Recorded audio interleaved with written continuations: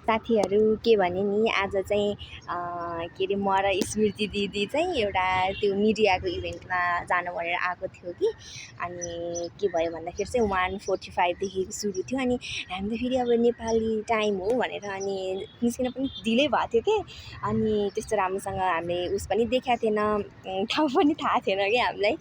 अनि खोज्दै हामीलाई ठ्याक्क 2:35 मा पुग्यौँ कि हामी त्यो ठाउँमा अनि यस्तो फोन गरेर अब हामी आइपुग्यो सर अनि आउन लागेको भित्र आमकी नाम भनेर भन्छ त सकिसक्यो चिया खाने भए आउनुहोस् रे के कस्तो अनि अब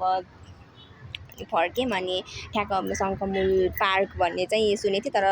आएको थिएन शङ्खमुल पार्क चाहिँ यस्तो रहेछ है आउनु हजुर पनि घुम्न यस्तो शङ्खमुल पार्क चाहिँ यहाँ यत्रो ठुलो शङ्ख रहेछ है अनि तपाईँहरू पनि घुम्न आउनु सक्नुहुन्छ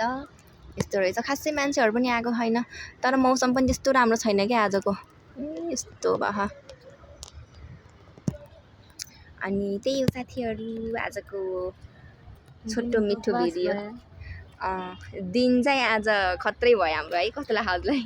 एकदम हुन्छ नि त एम्बेरेस फिल भएर फोनमा बोलेको पनि उहाँ हो कि